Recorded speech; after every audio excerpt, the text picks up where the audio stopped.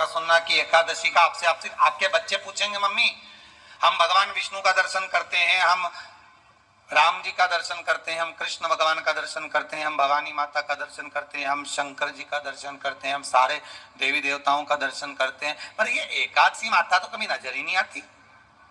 पूछेंगे कि नहीं पूछेंगे कि तुम जिस एकादशी का व्रत करते हो इनका जन्म कहां से हुआ, कहां जन्मी थी? एकादशी की जन्मस्थली कहां है?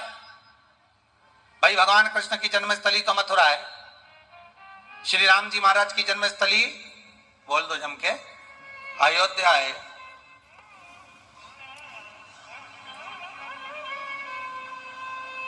कोई आपसे पूछ ले कि एकादशी की जन्मस्थली कहां है तो आधे लोग तो बाल खुजाने में लग जाएंगे कि एकादशी आखिर पैदा कहां हुई थी, जन्म कहां लिया था, इसका जन्म हुआ कहां था, कहां जन्मी थी ये?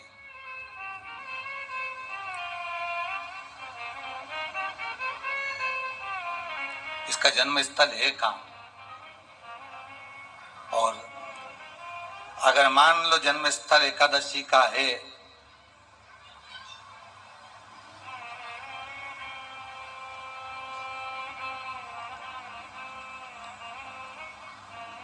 और एकादशी अगर जन्मी है, उसका जन्म हुआ है और दुनिया के लोग इतना व्रत करते हैं, उपवास करते हैं, तो फिर इसका जन्म स्थल कहां होगा? तो कहा इसका जो जन्म स्थल है वो बद्रीनाथ। कहां पर है? बद्रीनाथ। और उस बद्री विशाल में भी एक गुफा जिसका नाम है हेमवती। क्या नाम है? हेमवती। उस गुफा में एकादशी का जन्म स्थल है।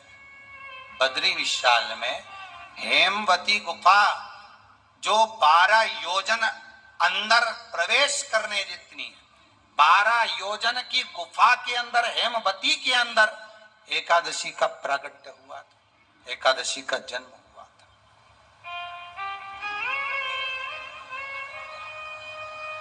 अब तो बता सकते हो ना कि कोई पूछे कि राम जी का जन्म अयोध्या में हुआ, भगवान कृष्ण का जन्म मथुरा में हुआ, और कोई पूछ ले आपका जन्म कहां हुआ, तो अपन कह सकते ना सीहोर में हुआ हमारा।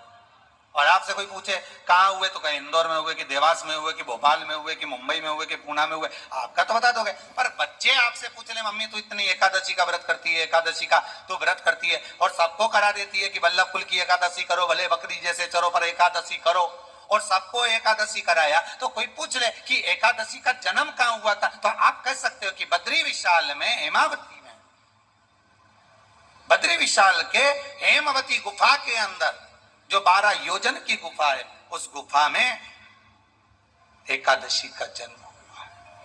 कब हुआ?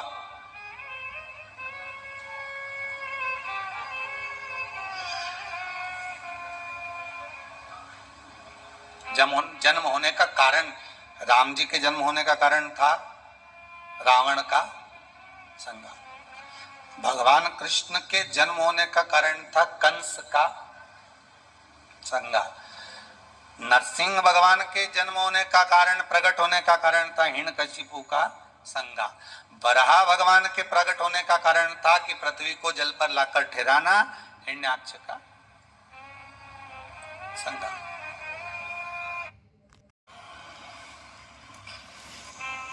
तो फिर इसके जन्म का कारण क्या है? तो कहा इसके जन्म का केवल एक कारण है। सतयुग में, अब एक और बात का बहुत ध्यान दीजिएगा महाराज, सतयुग एक बार नहीं हुआ कि तुम सोचो कि सतयुग के बाद में द्वापर, त्रेता आ गया, त्रेता के बाद द्वापर आ गया, द्वापर के बाद कलयुग। एक सतयुग नहीं है, एक त्रेता नहीं है, एक द्वापर नहीं है, ना जाने कितने कितने सतयुग निकल गए, ना जाने कितने कितने द्वापर, त्रेता, कलयुग, ना जाने कितने निकल गए।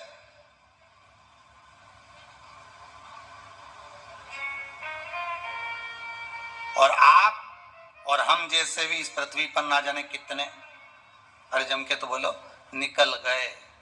पृथ्वी वहीं की वहीं है, जिस मकान में रहते हो वो मकान भी वहीं की वहीं है। बस कभी कभी एकदम फ्लैट हो जाता है, फिर उस पर वापस बन जाता है, फिर क्लीन, फिर बन गया, फिर क्लीन, फिर बन गया। ना जाने कितने कितने कितने कितने जन्म हम ले चुके हैं, और हमारे भी आगे का जन्म कितने जन्म होते रहेंगे। जमीन वहीं की वहीं रह जाएगी और अपन चले जाए, बस वो जगह वहीं रहेगी। जो पहले परदादाजी की थी दादाजी को मिल गई, दादाजी की थी पिताजी को मिल गई, पिताजी की थी उनके बेटे को मिल गई, उनके बेटे से उनको बेटों को मिल गई। मिलते मिलते मिलते मिलते कब वो जमीन भी बिक गई समय की अवस्था में, फिर दूसरे की हो गई, और हम सोच कर रह गए कि ये हमारा है, हम इसके लिए लड़ाई करें, झगड़ा करें। हम केवल इस जमीन के लिए, जरा सी प्रॉपर्टी के लिए अदालत में खड़े, अपना समय बर्बाद कर दिया, और जो पाना था वो छोड़ दिया। सबसे पहला नियम एकादशी व्रत का, सबसे पहला नियम है कि आप जिस दिन व्रत करो उसके एक दिन पहले भक्ति का संचार इस हृदय में कर लो।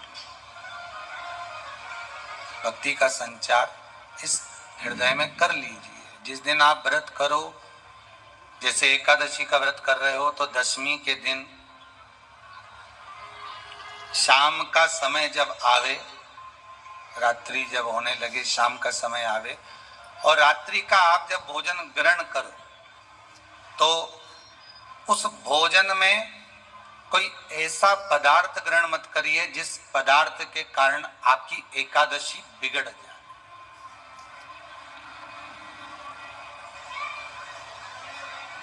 कोई बेकार भोजन हमें ग्रहण नहीं करना,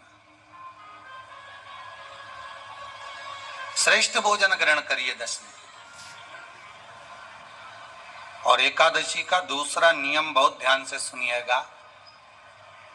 जिस दिन आपकी एकादशी का व्रत हो उस दिन प्रयास करिएगा कि अपने हाथ से किसी भी वृक्ष की कोई पत्ती टूटे ना। अपने हाथ से किसी भी वृक्ष की, पौधे की, किसी भी वृक्ष की पत्ती अपने हाथ से ना टूटे। बहुत ध्यान दीजिएगा महाराज। एकादशी का ये दूसरा नियम है कि अपने हाथ से किसी पौधे की, किसी वृक्ष की, किसी डाली की कोई पत्ती टूटे ना, कोई पत्ती ना टूटे, इसका प्रयास करिए।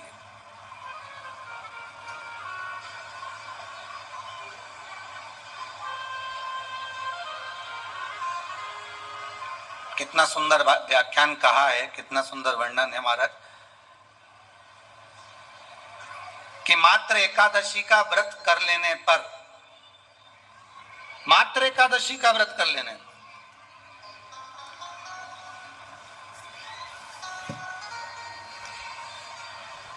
जो पूर्व में किया गया हमारा पाप कर्म है, हमने किसी जीव की हत्या करी है, हमने किसी को कष्ट प्रदान करा है, हमने किसी को अपशब्द कहा है, हमने किसी को ताने दिए, हमने किसी को आड़ा टेढ़ा कहा है, हमने किसी को गालियां दे दी है, मात्र एकादशी का व्रत ही कर लेने पर ये सारे जो दोष हैं वो समाप्त हो जाते हैं।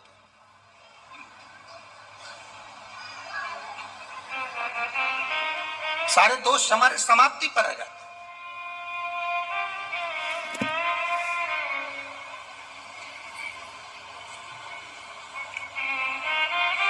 अब एक विचार करिएगा थोड़ा सा अपने मन में, अपने चित्त में, अपनी वृत्ति में एक बात उतारिएगा, एक अपने मन में एक बात को उतार कर रखिएगा कि आप अपने पाप को,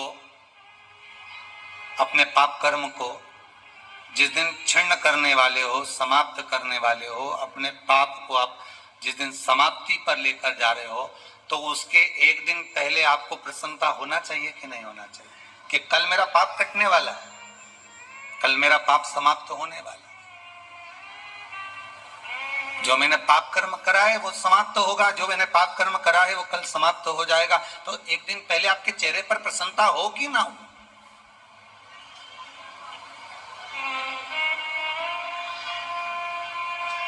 और चेहरे पर वो प्रसन्नता आपके आना चाहिए कि कल मेरा एकादशी का व्रत है, आज दशमी है, कल एकादशी का व्रत है, तो कल मेरी जब एकादशी का व्रत रहेगा तो मेरा ना जाने कितना कितना पाप, कितना कितना असत्य, कितना कितना झूठ, कितना कितना प्रपंच वो समाप्त हो जाएगा। इसमें मुझे प्रसन्नता हो, इसमें मुझे आनंदता हो।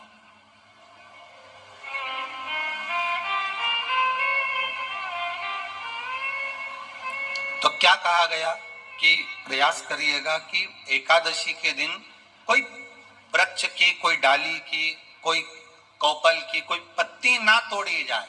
क्यों?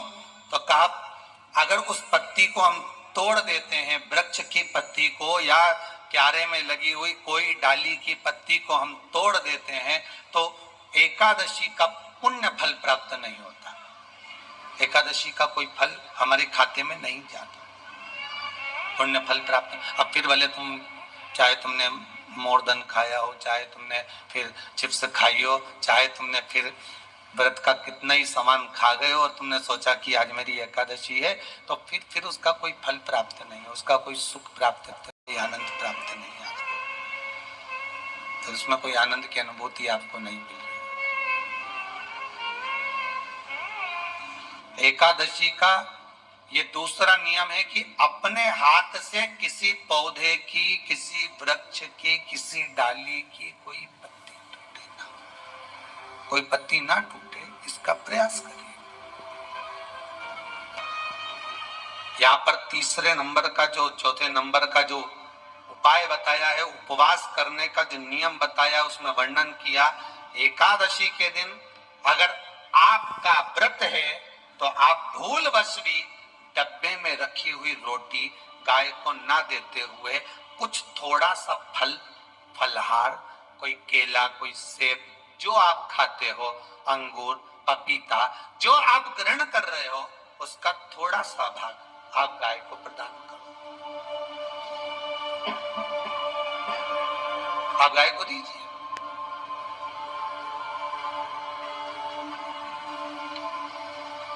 रोटी ही दी है, डब्बे में से निकाल के ले गई, गाय आई है, रोटी देना, देव मना नहीं, बाकी के दिन आप आपके बेटे से कह दो रोटी दिया बेटा जा, पर आप अपने हाथों से, आपका व्रत है तो आप फलाहार आप कर रहे हो, तो फलाहार का ही दान गौ माता को दीजिए।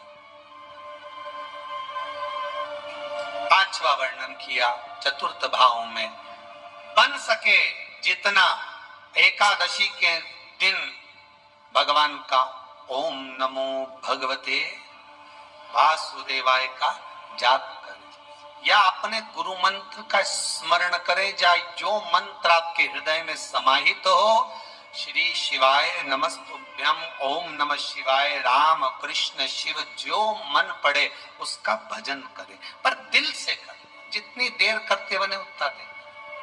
माला पकड़ने की भी जरूरत नहीं कि माला पकड़ के बैठता हूं तो घट की जिब्या से जप लो, नहीं जी वही उतना में पूरा हो जाए, वही बहुत। महाराज पांचवा नियम कहा, जिस दिन आपका व्रत रहे किसी निंदक से बात ना करें। निंदक जानते हो? भाई दूज के दिन, दिवाली की जो भाई दूज होती है, होली दिवाली की जो दूज होती है, उनमें ऐसा गोबर का भाई दूज बनाते हैं और पास में चुगल खोर भी बना है और चुगल खोर के ऊपर ऐसा भाटा दर है, एक पत्थर। अब तुम्हारे उधर रखे कि नहीं रखे हमें नहीं मालूम रहे हो, जितने आस्था पे सुन रहे हो, पर हमारे इधर तो ऐसा रहता है, गोबर का भाई बहन बनाए और उसकी पूजन करे, उसके पास में एक गोबर का चुगल चोर भी बनाया, उसके ऊपर भाटा दर। कथा वर्णन कर रही है, निंदक से बात ना करें। मान लो किसी ने आकर आपको निंदा कर भी दी तो तुरंत सूर्य नारायण भगवान का दर्शन करें और 3 बार उनका दर्शन कर कर नेत्र बंद करें, तब जाकर वो निंदा जो अंदर गई है, अंदर पवित्रता प्रदान करेगी, तब जाकर एकादशी का व्रत लगेगा। पहले तो प्रयास करो, अगर जो निंदा करने आता है ना तो उसको उस दिन एकादशी वाले दिन दरवाजे पे लिख दो कि चुगल चोर। फिर कहा जीव की हत्या ना करे। अगला नियम है, अपने द्वारा जीव की हत्या ना हो, प्रयास करना, किसी को कष्ट ना हो। 18 नियम में से एक नियम और, प्रयास करिएगा एकादशी जब भी करें तो द्वादशी से जुड़ी हुई करें, दसवीं से जुड़ी हुई एकादशी कम करें। जो वैष्णवों की एकादशी कौन सी होती है? जो एकादशी द्वादशी से जुड़ी हो, दसवीं से नहीं। दसवीं से जुड़ी हुई एकादशी व्रत कहलाती है। द्वादशी से जुड़ी हुई एकादशी पुण्य फल प्रदान कर कर वैष्णवों को भगवान के चरण में छोड़ आती है। इसलिए एकादशी द्वादशी से जुड़ी हुई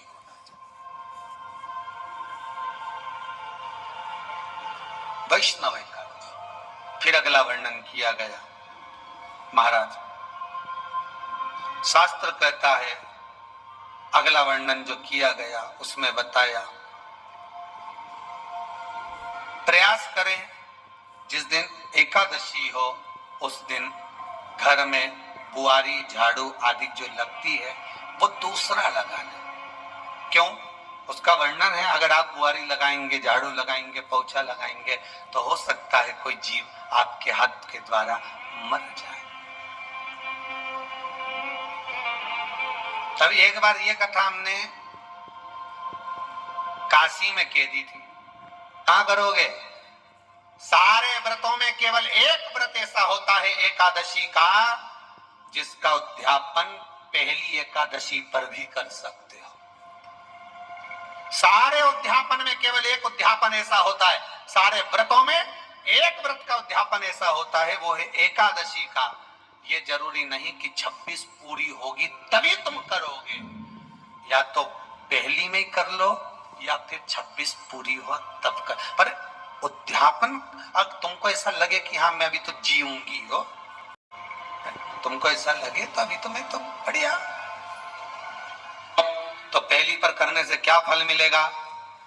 तो एकादशी की नियमावली कहती है, अगर मान लो आपने पहली एकादशी पर भी उद्यापन कर लिया, इसके बाद में जितनी एकादशी करोगे वो सारी तुम्हारे खाते में जुड़ती जाएगी। मतलब बैंक में खाता खोल, ठीक है, खाता खोल लिया, अब जितना कमाता जाओगे उसमें डालते जाओ, जितनी कमाई करके लाओगे उसमें जमा करते जाओ। एकादशी एक बार उद्यापन पहले में भी हो गया तो बाकी का पुण्य तुम्हारे खाते में आ जाए, उसका पुण्य। एकादशी का उद्यापन बड़े महीने में माघ शुक्ल एकादशी के दिन, माघ का महीना हो, शुक्ल पक्ष की, जम के बोलिए, एकादशी हो, प्रयास करना कि आप उद्यापन करें, भले 5, 10, 11, 12 जितनी एकादशी हो जाए, 26 हो जाए तो ज्यादा चाहिए कि शुक्ल पक्ष की एकादशी के दिन आप उद्यापन करें। प्रयास रखना, प्रयास। बड़े महीने के अंतर्गत जो उद्यापन, हाँ चतुर्मास के अंतर्गत उद्यापन नहीं होता एकादशी का, बहुत ध्यान दीजिए। ये जो सावन भादो कुंवर कार्तिक जो 4 महीना होते हैं भगवान के शयन करने के, इसके अंतर्गत एकादशी का उद्यापन नहीं होता, और इसके अंतर्गत उद्यापन करना भी नहीं चाहिए एकादशी। एकादशी का उद्यापन माघ महीने की शुक्ल पक्ष की एकादशी के आप बहुत प्रेम से आनंद के साथ करिए महाराज। परंतु एकादशी के उद्यापन में सबसे ज्यादा अगर कुछ जरूरी होता है तो 24 तरह का नैवेद्य जरूरी होता है। कितने तरह का? 24 तरह का नैवेद्य। अब आप कहोगे गुरुजी उद्यापन हम कर रहे हैं एकादशी का, तो उसमें तो फलहार का हमें नैवेद्य बनाना चाहिए। तो फिर ये पुराण के अंतर्गत स्कंद पुराण में ये चीज लिखी है कि एकादशी का जब उद्यापन करते हैं तो 24 तरह का नैवेद्य बनाकर सिद्ध करते। 24 तरह का नैवेद्य जान रख लेना, हलवा बना लो, खीर बना लो, पूड़ी बना लो, सब्जी बना लो, पकौड़ा बना लो, भजिया बना लो, ऐसे 24 तरह का नैवेद्य अलग अलग चाहिए। पर लोग क्या करते हैं, खोपरा पाक बनवा लेते हैं 1-2 किलो और 24 जगह रख देते। स्वीकृत नहीं है। 24 तरह का नैवेद्य रखा जाता। महाराज एकादशी के दिन भगवान का पूजन का पूरी तैयारी कर कर मंडल आदि बनवाकर विद्वान ब्राह्मण को बुलाकर, कर्मकांडी ब्राह्मण को बुलाकर जो भगवत सेवा में एकादशी का उद्यापन कराए, उन ब्राह्मण के चरणों को नमन कर कर, प्रणाम कर कर एकादशी का पूजन करवाइए और उस मंडल की पूजन कराकर हवन द्वादशी को कराइए। एकादशी को हवन नहीं, एकादशी के उद्यापन का जो हवन होता है वो द्वादशी।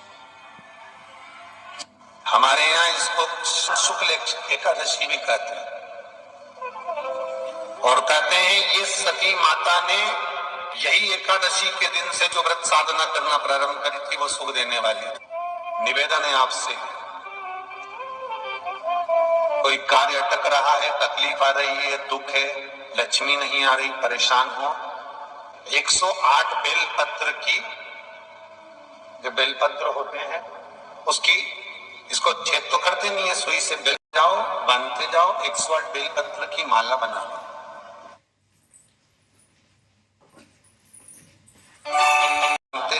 बांधते जाओ 108 बेलपत्र की माला बना लो और माला बनाकर भगवान शंकर के गले में, शंकर के शिवलिंग को जो चढ़ा देता है उसकी मनोकामना भगवान शंकर पूरी कर देते हैं। अतः एकादशी 108 बेलपत्र की माला बनाकर शंकर भगवान को समर्पित करी जाती है। माता लक्ष्मी ने भगवान विष्णु को पाने के लिए तुलसी की माला बनाकर समर्पित करी थी, जैसे सती ने शिव को पाने के लिए, कामना को पूर्ण करने के लिए। शास्त्र कहता है घर के बुजुर्गों को, घर के बड़ों को, जेठ जेठानी हो, सास ससुर हो, घर में जो तुम्हारी उम्र से बड़ा हो, उसको आज पीला फूल या पीली चने की दाल या पीला वस्त्र, कुछ भी पीली सामग्री आज घर के बड़ों को देना चाहिए। क्यों देना चाहिए? तो शिव महापुराण की कथा कहती है कि जो शुक्ल पक्षी की एकादशी के दिन पीली वस्तु का दान दे देता है, घर के किसी ब्राह्मण को देने नहीं जाना, किसी मंदिर में देने नहीं जाना, आपके ही घर में, आपके ही घर के बड़ों को किसी भी पीली चीज का दान कर सकते। फूल हो, मिठाई हो, कोई अनाज हो, कोई वस्त्र हो, पीली वस्तु का दान दे। क्यों होगा? क्या होगा उससे?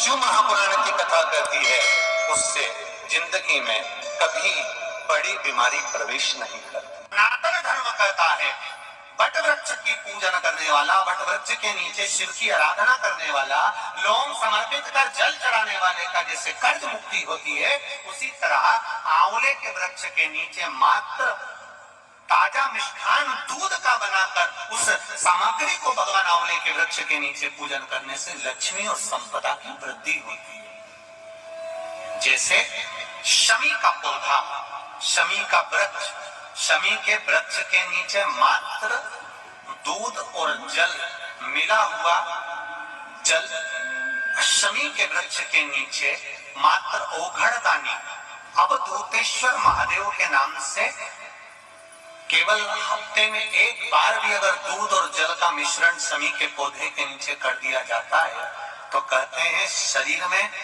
बड़ी से बड़ी अगर बीमारी है, कहीं कैंसर जैसा रोग है या किडनी लीवर जैसा रोग है, कोई भी तकलीफ, कोई गांठ अगर शरीर में हो गई है, तो शमी के वृक्ष के नीचे दूध का जल थोड़ा सा हफ्ते में एक बार अवधूतेश्वर महादेव के नाम से समर्पित कर देने से रोग का निवारण होने लगता है, रोग थम जाता है और आगे नहीं बढ़ पाता और उसका इलाज चालू हो जाता है। सुख का अनुभव।